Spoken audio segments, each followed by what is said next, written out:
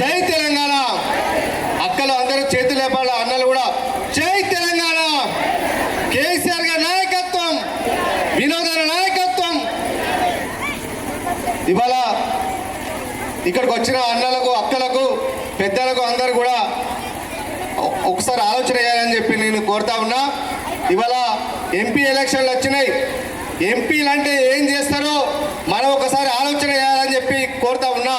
మనం వేసే ఓటు ఆశామాషిగా వేస్తే రేపు మన పిల్లల జీవితాలు రేపు ఖరాబ్ అవుతాయి. కాబట్టి వేసే ముందే ఆలోచించి మనం ఓటు వేయాలని చెప్పి సందర్భంగా మీకు విజ్ఞప్తి చేస్తూ ఉన్నా. ఇవాళ మన ఇళ్ళల్లో ఆడపిల్లలు ఉంటారు. మనం 12 ఏళ్ళకి పెళ్లి చేస్తామా పెళ్ళిళ్ళు చేస్తే ఏం చేస్తారు? పోలీసులు వచ్చి పట్టుకొని పోతారు. ఎందుకు పట్టుకపోతారు? పార్లమెంట్లో చట్టం చేసిరు, 18 సంవత్సరాల అమ్మాయికి నిండుతూనే పెళ్లి చేయాలి.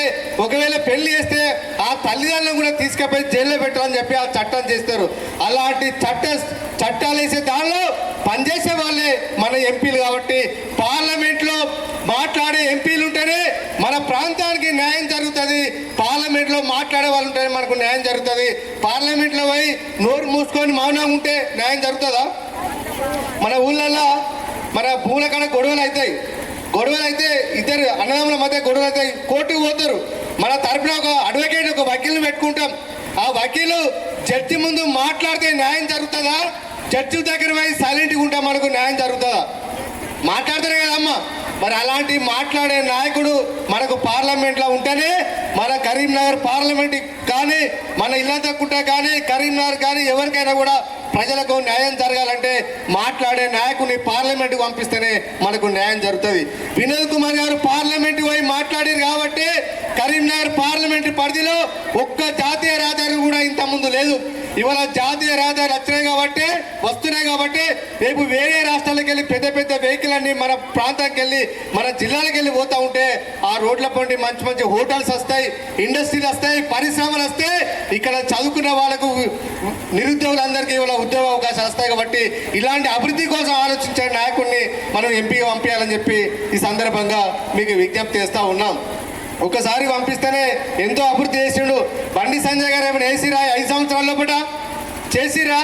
ఏ ఒక్క పని కూడా బండి సంజయ్ చేయలేదు. ఎందుకంటే ఆయన పార్లమెంట్కి పోయినా ఆయన మాట్లాడింది అడిగింది అవ్వైనా సరే మనకు అన్నం పెట్టాలన్నట్టుగా పార్లమెంట్ వేరే ఎంపీలు మాట్లాడితేనే నిధులు వస్తాయి, మాట్లాడకపోతే నిధులు రావు. కాబట్టి మనకు మాట్లాడే నాయకుడు వినోదాలను ఢిల్లీకి పంపించాల్సిన బాధ్యత మనందరి మీద ఉన్నది. వినోద్ కుమార్ గారు ఎంపీగా ఢిల్లీ పోయినప్పుడు ఎట్లా మాట్లాడిండో, ఎట్లా పనిచేసిండో మన ఇంట్లో చదువుకునే వాళ్ళు చాలా మంది ఉంటారు. ఒకసారి గూగుల్లో చూడండి.